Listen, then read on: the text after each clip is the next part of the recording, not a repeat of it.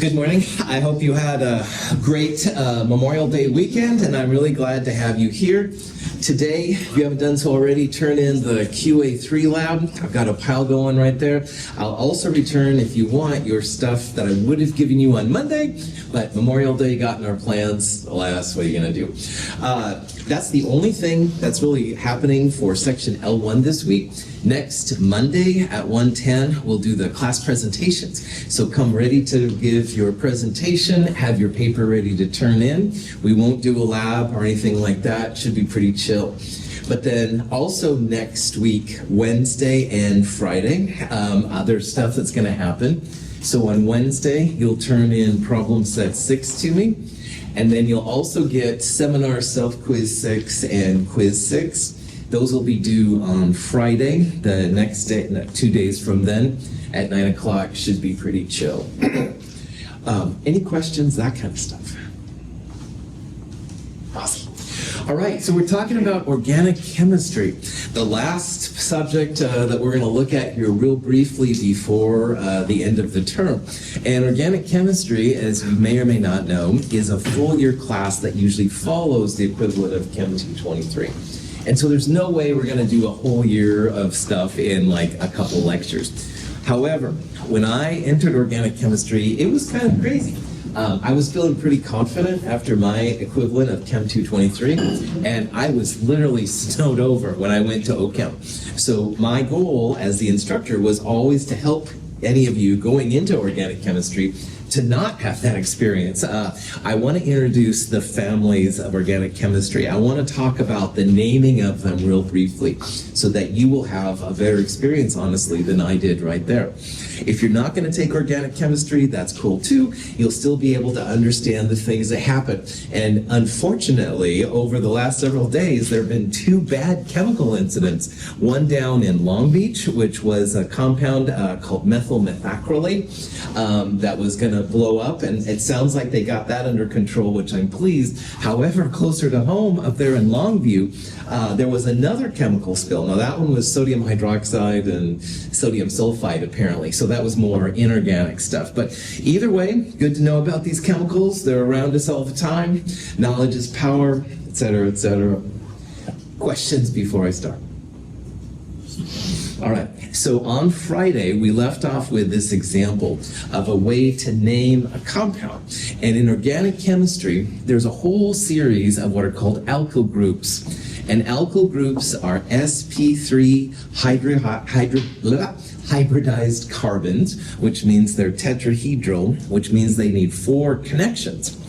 Now, CH3 is the methyl group.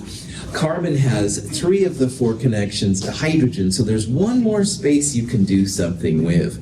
So the methyl group can be placed on something else to make a compound, but the alkyl groups themselves are not compounds. They're literally like building blocks to make bigger things. Now, when you get to structures, if you put a hydrogen on the end of the alkyl group, it becomes an alkane. And alkanes have been what we focused on so far. Alkanes are the simplest of the formulas, but as you can see, they can get pretty crazy. However, remember back to Chem 221. Carbon likes to have 4 bonds. This carbon has 3 bonds to hydrogen and 1 bond to that carbon. So all of those rules still apply, it's just that the molecules get longer and longer. So to name these beasts, the things that are important, longest chain and smallest number.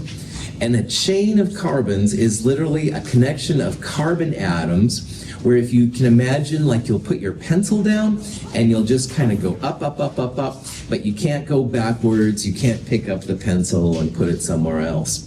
So as an example, I could go 1, 2, 3, and then I'd have to stop. That would be a 3-carbon chain, and that's okay, but you could go 1, 2, 3, 4, 5 if you went that way. That would be a 5-carbon chain, and that's better. But if you think about this long enough, you actually have 7 carbons that you can put in a chain. So the longest chain just means put as many carbons together as you can. Now, the name of the 7-carbon alkyl group is called heptyl. And if you take the heptyl group and you put a hydrogen on the end of it, it becomes a heptane. So this part here that's been circled, this is a heptane molecule. You could also call this molecule some kind of 3-carbon chain propane. 5-carbon chain would be pentane, but again, those would be poor naming decisions here. You want the longest chain possible. So this would be a heptane. But as you can see, not all of the carbons were in my part that I circled here, or I put my pencil down and went through. There's a methyl group right there, another methyl group here. This is an ethyl group, and this is another methyl group. So the chemist has to communicate with other chemists about where these things are and how many of them there are. So we have 1, 2, 3 methyls. That's a trimethyl. 3 means 3, tri means 3. We also have an ethyl group. And you can see here on this name that ethyl comes before methyl. E comes before M. Chemists like to alphabetize things, basically. Excuse me. Now, the thing that's really important, though, is to always use the smallest numbers. So, for example, if you started at the top here, and you started this with carbon 1, you'd have 1, 2, 3 with a methyl, 4 with a methyl, 5 with an ethyl, and 6 with a methyl.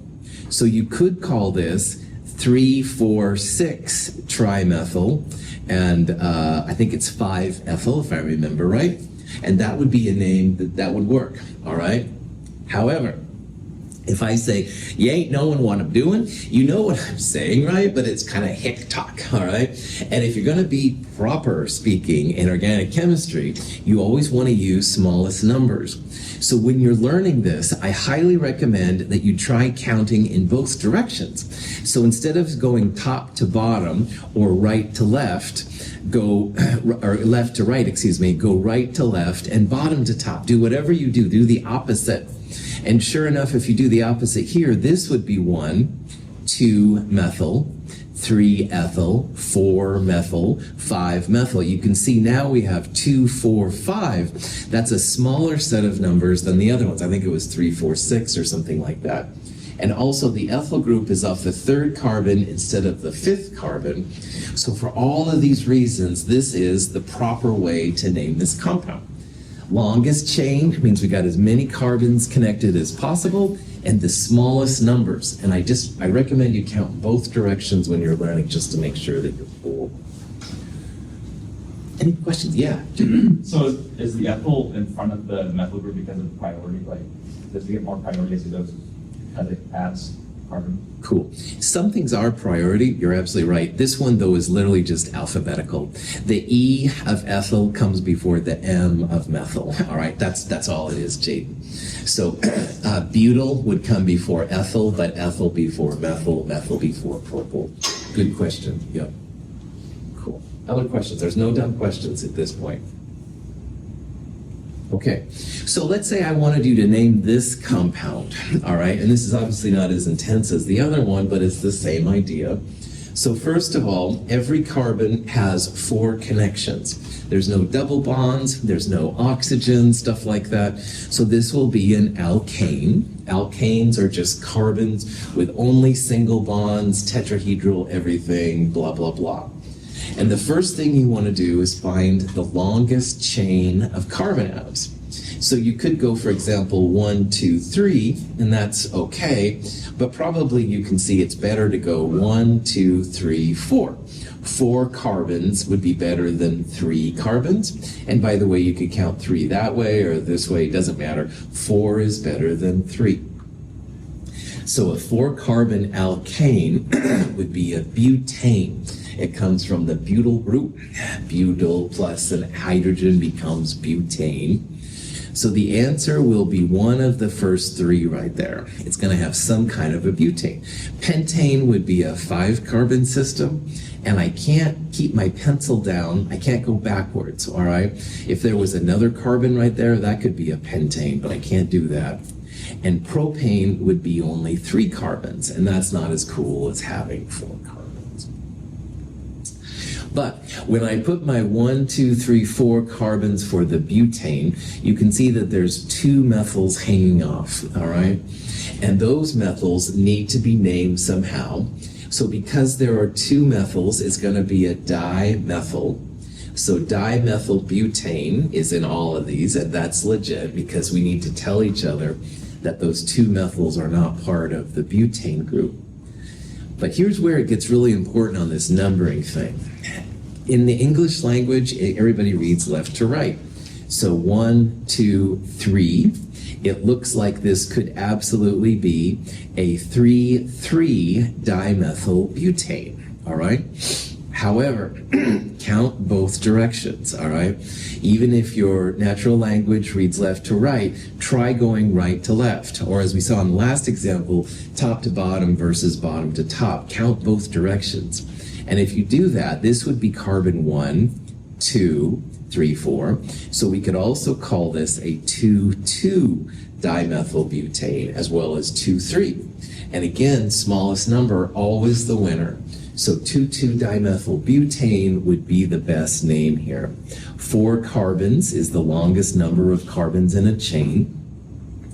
1, 2, 3 from the left isn't as good as 1, 2 from the right.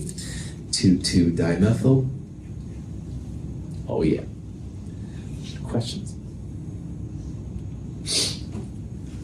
If you need to go from a name to a formula, I want to show an example of this here too. Usually this is a little bit more chill. Those structures can get kind of convoluted because of how they're named sometimes. But in this case, we want to make a structure for 2,2,4-trimethylpentane. And what I do on these is I start on the far right at pentane, all right? How many carbons in a pentane? 5. Well done. Yeah, 5. So I would literally just start by writing 5 carbons in a row, all right? Skylar wants to go top to bottom. That's fine too. Okay. Just picking on you, Skylar. Whatever you want to do is fine. Just put them all in a row and stuff, and that way you're good to go. And also number them. All right. Now, because English is my language, I'm going to start with number 1 on the left and go to number 5 on the right. You don't have to. You can start with 1 here and go to 5 that way. But again, I'll just put them like that. So if 1 is on the left and 5 is on the right, that's where the 2,2,4 part comes in. It's trimethyl, so 3 methyl groups, 3 CH3s. And those CH3s are at the 2, the 2, and the 4 position. So you can see there's like 2 methyl groups off the second one and 1 methyl group there off the 4th one.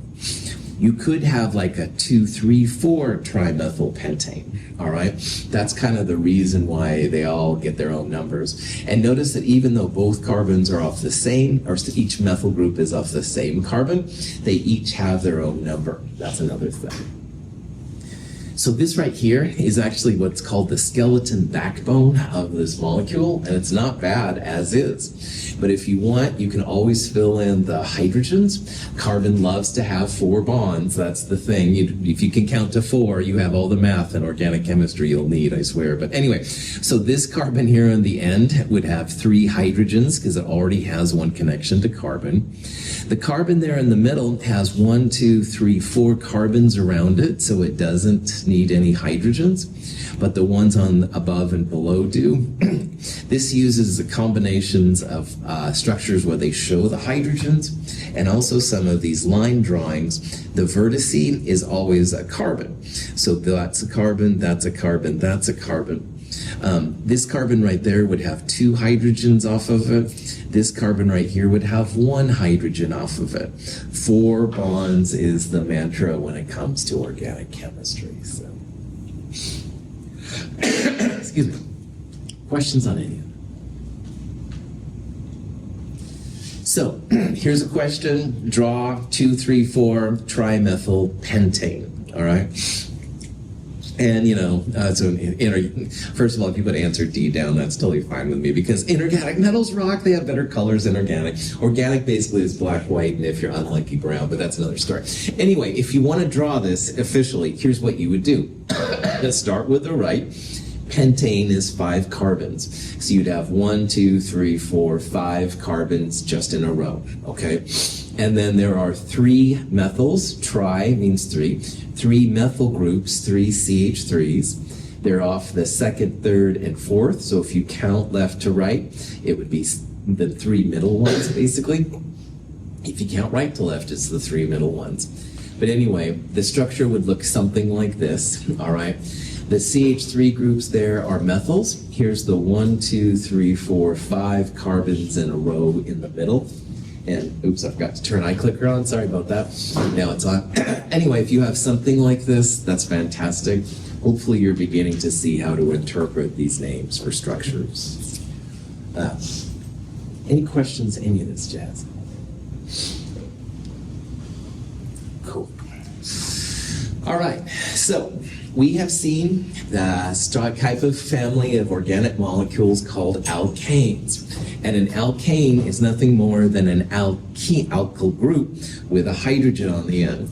And alkanes are great. They're wonderful fuels. So as we talked about on Friday, the natural gas we use in lab is essentially a methane, CH4. If you took a gas-powered vehicle to get here this morning, you probably used octane, which is 8 carbons, stuff like that. Lots of examples of these. But there's not a lot of things you can do with them as a chemist. So what we're going to do now is start branching out into other types of families. I want you to hear some of these names because some of these are pretty popular. Now, the simplest extension of an alkane is to take the ends of the alkane and put them together. So instead of having like a CH3 on the end or at the beginning, you're taking those ends and you're putting them together. Now remember the important part here, carbon likes to have 4 bonds. So if you have 3 carbons in a triangle like this, this carbon is connected to each of those other carbons. It's got 2 hydrogens, good to go. This compound is called a cycloalkane, all right? So instead of having it be propane, which would be the alkyl name if it was an alkane, it's in a cycle, so it's called the cyclopropane. The smallest cyclopropane alkane you can have, is cyclopropane. You can't have a chain with less than 3 carbon atoms, but you could have cyclopentane, which would be 5 carbons, cyclohexane, which would be 6 carbons. Cyclooctane is the compound that's known. Now, we talked about some of this the other day, but I want to go back to it. These families have like specific equations often to represent them. So a cycloalkane will be a little bit different than a regular alkane. An alkane is CnH2n plus 2. So as an example of that, propane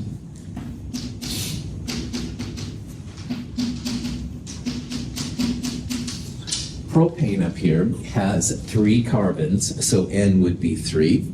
And if you look here, there's 3, 4, 5, 8 hydrogens. So the formula for the alkane was CnH2n plus 2. 3 carbons would be N equals 3.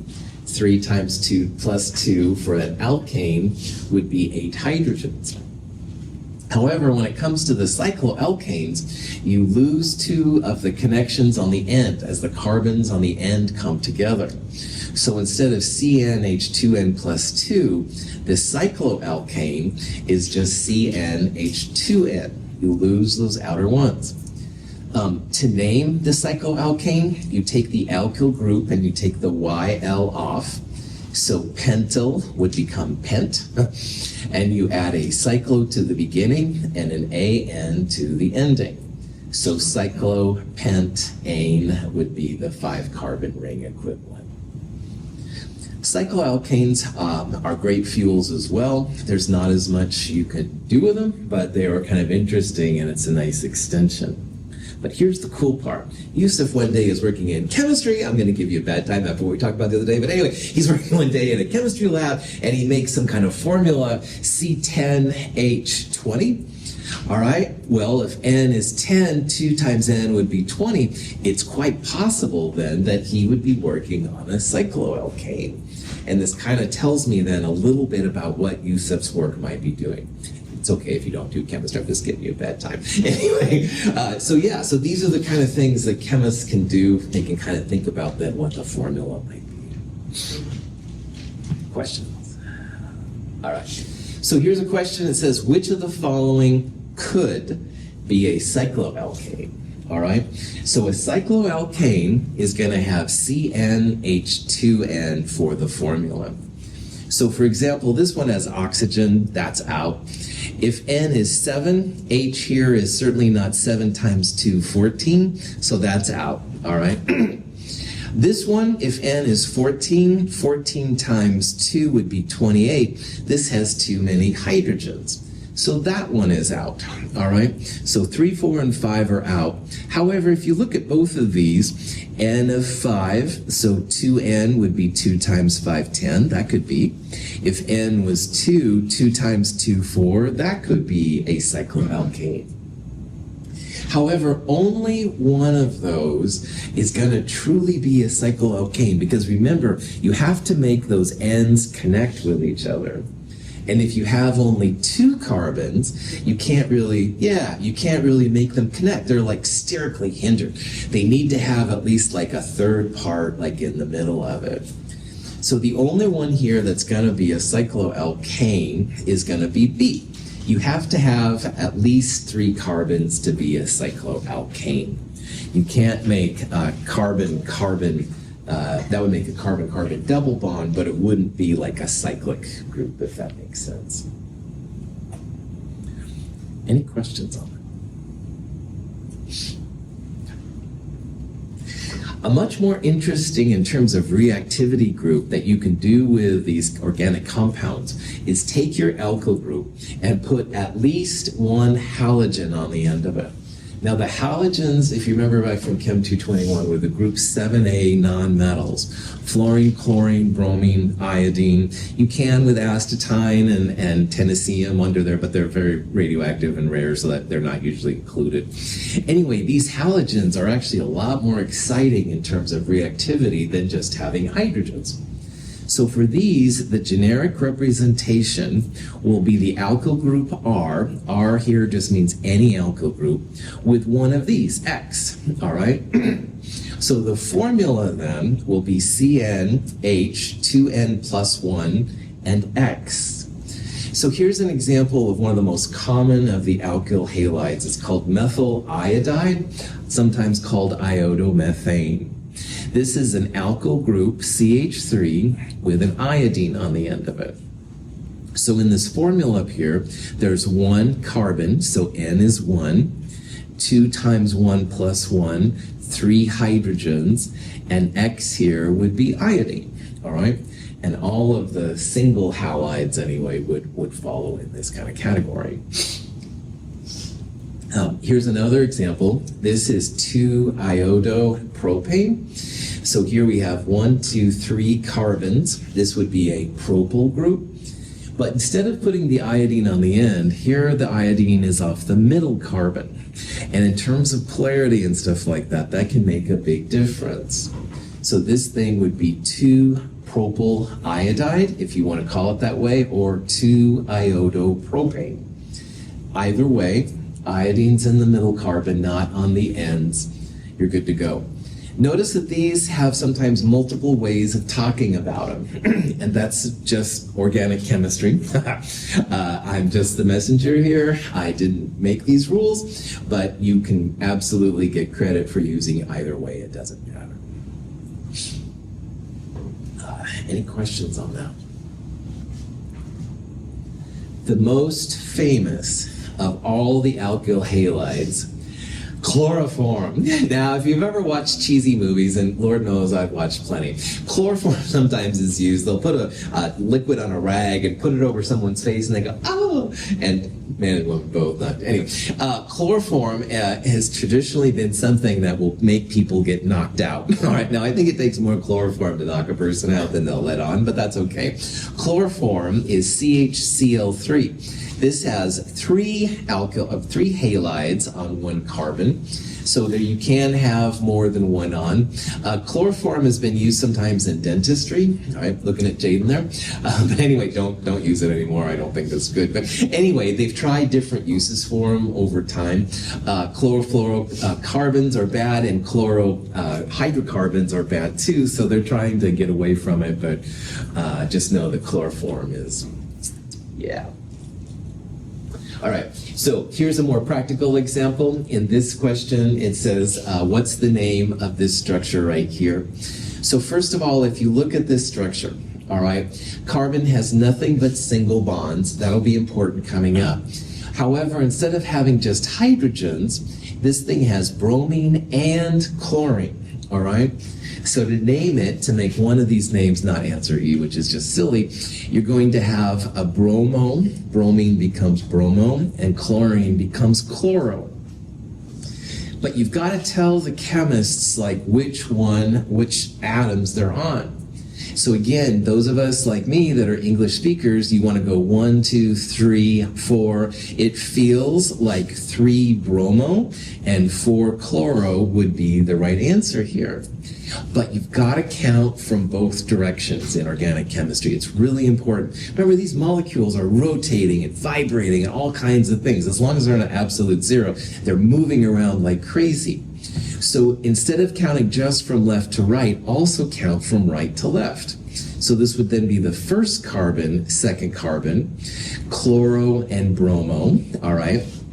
So you can see here that both of these here are possibilities. Excuse me. However, the chlorine is off the first carbon if you count right to left, and that's better than 3 and 4 if you go the other way.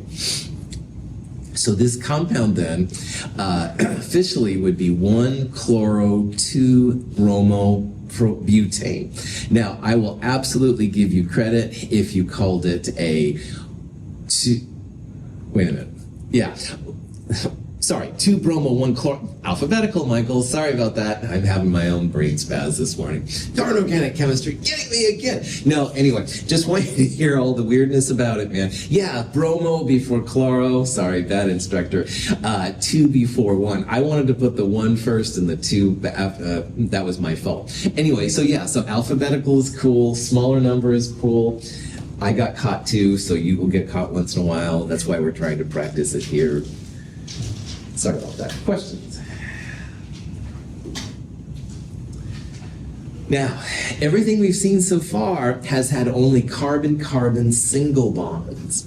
But you can get a lot of bang for your buck if you start having multiple bonds. And back in Chem 221, we talked about double bonds and triple bonds. They're really important when it comes to organic chemistry. So an alkyne, K-Y-N-E. An alkyne is when you have a triple bond in your molecule.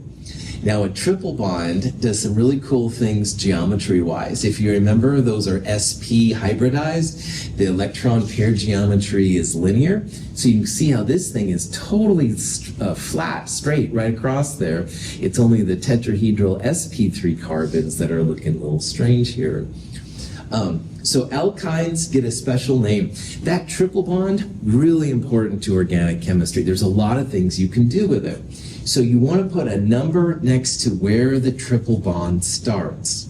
So in this molecule right here, it's 1, 2, 3, 4, 5. This compound is called 2-pentyne. It has 5 carbons like a pentane, so it would be pentane if it was an alkane, but that triple bond makes the pentane become a pentyne, Y-N-E. But you could have, for example, a 1-pentyne. Here's 2-hexyne and 3-hexyne, for example. So you have to tell the chemist where the triple bond starts. So it starts off the second carbon. This would be a 2-pentyne molecule. This molecule right here is propyne. It's one of the simplest ones. Here's a 2-hexyne and a 3-hexyne. So 1, 2, the triple bond starts at the 2. 1, 2, 3, the triple bond starts at the 3. Remember to count both ways. This would be 1, 2, 3, 4 if you counted from this direction, and 4-hexyne, not as cool as 2-hexyne. This one you'd be okay either direction. You just have to kind of play it by ear. When you make a triple bond, you have then even less hydrogens than some of the other ones we've had before. So all of these are CnH2n minus 2, a little bit different. The most common alkyne of all is acetylene, and people that weld use acetylene a lot as in a torch and stuff. A lot of energy in a triple bond. So ethyne is literally 2 carbon atoms with a triple bond between them, and you break that open, you get lots and lots of energy out then for welding, stuff like that. So the official name of acetylene is ethyne. It's 2 carbon atoms. But ethyne is only used by nerdy chemists like me and other chemists. Acetylene is by far the more common name. And again, it's just something that's developed over time. So if you see in a chemical definition a YNE, that tells you that you've got a triple bond in there. And you can do triple bond things to it, basically. So, any questions on that? Now, triple bonds are cool. Even more common, though, by far, are double bonds. And a double bond has a special name as well. These are called alkenes. So instead of an alkane, which is where you have all sp3 hybridized carbons, an alkene will have at least 1 double bond floating around there somewhere. This is an interesting class of compounds for me. In the old days, I used to call these things trans 2-pentene 1-butene, stuff like that. However, just since I've been teaching at Mount Hood, the nomenclature, the naming of these has changed. And so now they put the number next to the ENE of the name. Okay, no problem. So anyway, just realize there's like an old name and a new name. And for my class, either one, I don't care. But if you go to organic chemistry, your instructor, of course, might have different ways to do things. The formula for an alkene is the same as the formula for a cycloalkane. So earlier I said if Yusuf is working on some molecule, and I think I said like 10 carbons and 20 hydrogens or something like that, I said it could be a cycloalkane. But honestly, it's probably more likely to be an alkene. Alkenes are just straight chain. You don't have loops like you do with the cycloalkane. Same generic formula, but certainly different representations. The cycloalkanes are basically good fuels, but these you can actually do a lot of chemistry around with them. So to name these 1, 2, 3, 4, 5 carbons in this thing, it would be a pentane if it was an alkane. However, this is not a pentane. This thing has a double bond in it. 1, 2, 3. The double bond is right there. So it's 1, 2 if you count from the right. That would be a pent-2-ene. Pent means 5 carbons. 2 means the ENE double bond starts at the second carbon. We'll talk a little bit about trans and cis here in a little bit. Trans and cis is also really important when it comes to alkenes. Now, we talked about trans and cis with the inorganic compounds in chapter 19. We're seeing another use now of trans and cis when it comes to alkenes, and I'll talk about that. Ethene and ethylene are the same compound. Ethylene is the common name. There have been problems in the past with chemical spills with ethylene. It's quite explosive. But anyway, ethene and ethylene are the same thing. Questions? Okay, so here goes back to this question. Which of the following could be an alkene? Now, alkenes have N carbons and 2N hydrogens, always, okay? And in the earlier example with the cycloalkane, we said C5H10 was the answer because it had an N2N relationship of carbon to hydrogen. But we excluded C2H4. In a cycloalkane, you have to have at least 3 carbons to make a cyclic compound. But we're not limited by that with an alkene. You can have just 2 carbons with a double bond in between it. So for this one then, answer D would make sense. You could have ethene, excuse me, this would be some kind of pentene compound. As long as the formula is CnH2n, it could be an alkene. Those cycloalkanes, though, you have to have at least 3 carbons to make it happen. Questions on any of this? Cis and trans, super important.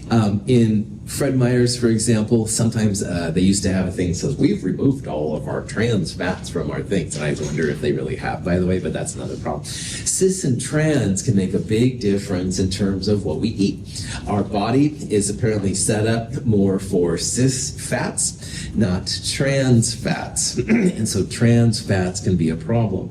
But anyway, for what cis and trans are, cis just means that around the double bond, you have two parts that are the same. So in this example right here, these are both CH3 methyl groups. Now remember, around the carbon, you've got a trigonal planar geometry, 120 degree angles, they're flat. So this one is like up and to the right. This methyl group is up and to the left, all right? And here's the same molecule, but on its side. This molecule would be very polar, all right? The methyl groups are pulling in different directions, doing different things. A trans form is when you have those same groups, but they're opposite carbons, opposite sides. So while cis had opposite carbons, but the same side, these are opposite carbons and opposite sides, like one is up and one is down, all right? Trans versions are usually less polar than the cis versions are, and that creates quite different reactivity. So both of these are butenes. They're two butenes or butuenes, but this is cis and this is trans. So same molar mass, same boiling points, I think, same melting points, all that jazz, but the reactivity would be quite different. So if you have a double bond and you have two pieces the same, hydrogens or methyl groups or anything like that, having the cis and trans there becomes really important. It tells the chemist which version you're using, and then you can make some predictions as to how it's going to happen. It's difficult to turn cis into trans or trans into cis. In Chem 221, some of you that sat in the front row, I would like to say, I haven't seen you forever, and I'd grab onto both your hands, and someone says, oh, break it up. It's harder to break up a double bond than it is a single bond. Single bonds take so much energy, but double bonds roughly twice as much energy. And if you're going to break a double bond to rotate the molecule, you're going to have to break one of those bonds, which is usually really difficult. So this is an example of taking one compound and rotating it to a 90-degree angle. And the energy cost is very, very high. So most of the time, going cis to trans or trans to cis, not going to happen. All right, it takes too much energy to make that go. So cis will stay cis and trans will stay trans unless you essentially have some magic going on there. But usually they stay as they are. So that's why it's important that the chemist is shown. Here's a classic example of how this works. These are two different acids, oleic and alyatic, I think is how you say it. I'm not even sure. Same structure, all right? They're both CH18, H34O2. That's way more atoms than I'm used to dealing with. However, there's one double bond. Well, this is a C double bond O. That doesn't count. We'll talk about that in a little bit. But this part right here, focus on just this part, all right? This one double bond turns something which is natural and healthy into something which is dangerous and cause cancer. So that one single double bond makes a big difference, all right? So this one, it has hydrogens that are on opposite carbons, but they're the same side. Like you can picture them, there'd be one there, one up and to the right, and one up and to the left. This one down here is also going to have two hydrogens, opposite carbons, but one is up and the other one is down, all right? Now, this one is less polar than this one is right here. And that does make a big difference. So people say, oh yeah, eat olive oil and nuts and avocados, those kind of things. Those are good for you, the good fats, whatever, all right? Well, this one right here is the same formula, all right? Same exact molar mass, all that stuff. But that one pesky double bond makes this actually quite dangerous. You don't want to consume that if you don't have to, kind of thing. So that's why people will put cis and trans next to the names, because they become really important. questions on that? This is almost as close as I can get to magic in chemistry. And before you think I've just totally lost it, which I probably have, let's be honest, I want to try and explain what I mean by that. Because we've talked about carbon atoms and single bonds, and we've talked now about carbon atoms and double and triple bonds.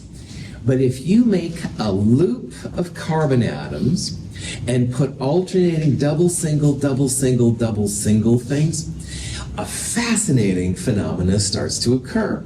Because instead of having the double bond just right there, what happens is the double bond decides to jump over here.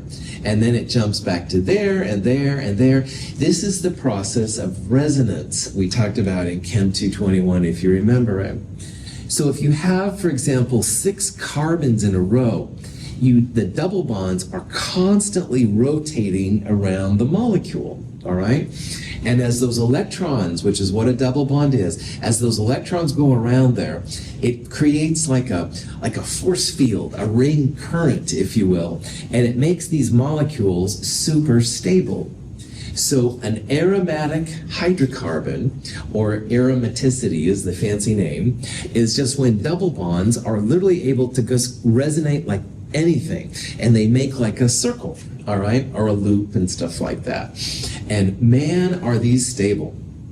They do things that we wouldn't expect if you had just single bonds or just double bonds.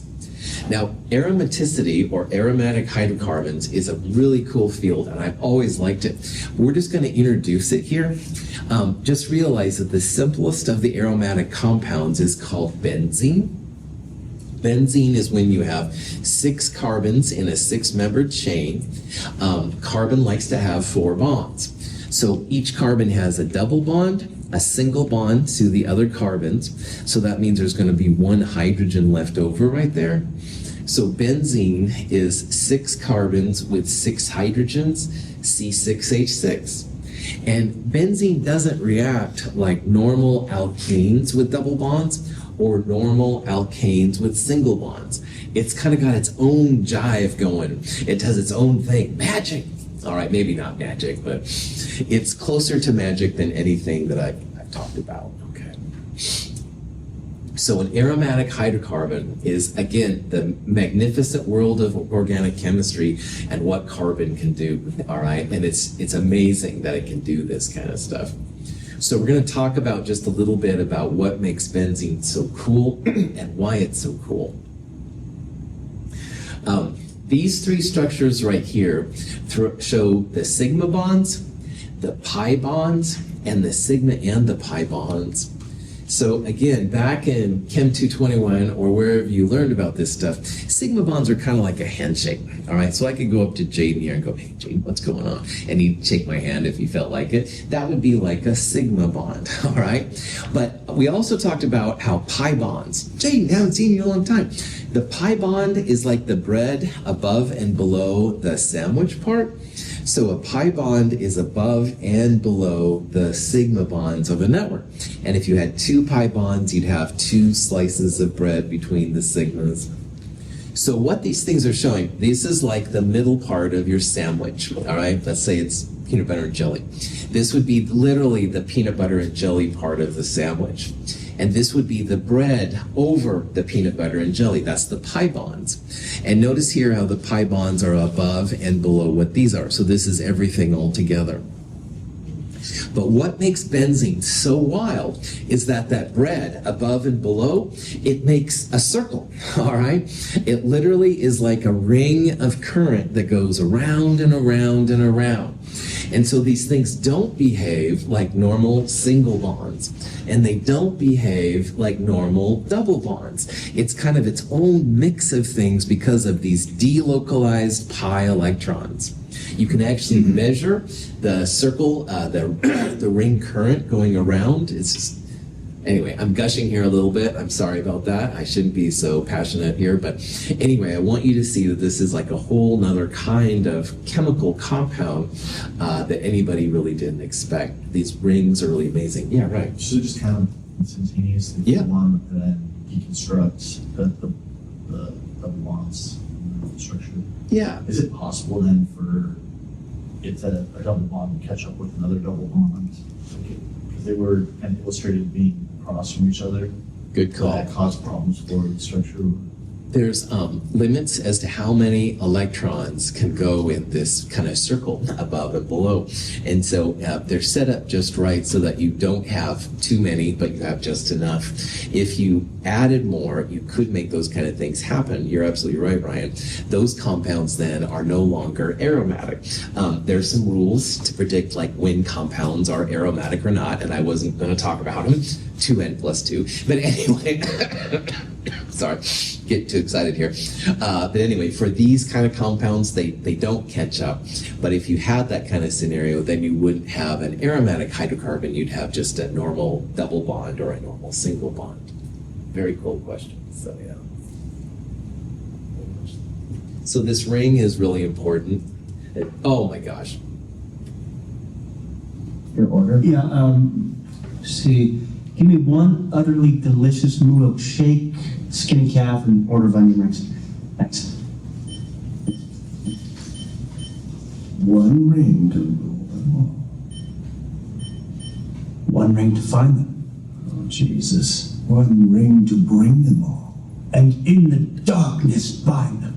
Yes, Sid! How many times? 3 for fellowship, 2 for towers, 4 for return. 5 for return. All right, look. There's only one return, okay? And it ain't of the king, it's of the Jedi. Well, Star Wars geek. So anyway, Star Wars geek here, definitely, but I couldn't resist and stuff, and this is from Clerks 2. This is the only part of the movie that I can show in my G-rated class. However, hopefully it will give you another perspective on the importance of rings. All right, so real fast, with the time I have left here. In benzene, all right, you have not just double or single, double, single, double, single. They resonate, okay? And if you remember when we talked about resonance, a CC single bond has a certain length and the double bonds are less. Bond order goes up, the bond length goes down. But in benzene, the length is in between because they're not really double bonds and they're not really single bonds. They're closer to double bonds because these things are really, really stable. So instead of having a bond order of 2 double bond or a bond order of 1 single bond, you would say the bond order is about 1.5. All right, it's kind of halfway between a double and a single bond. And again, that's what makes benzene kind of cool. It's unexpected what it can do. We'll leave on this slide right here. You can take one or more of the hydrogens off and put other pieces on. And this is what makes a lot of compounds. Some of these you might have heard of before. This compound is called toluene. It's a methyl benzene. You take one of the hydrogens off and put a methyl group right there. Methyl benzene is commonly called toluene. Toluene is something you can buy at Fred Meyer's. It's a real common chemical. It's a little more polar than benzene is, and that's why people like it. You can also have an alcohol group, which we'll talk about to make phenol. This is an ethyl benzene compound. Nitrobenzene is a little bit explosive. Be careful. And you can put benzene groups together and make them naphthalene. Anyway, we will talk more about this on Friday. Just realize benzene is kind of wild. I appreciate you being here.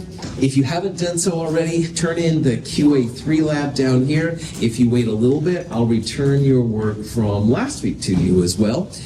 Give it to you. Questions? Have a great day. Thank you for being here.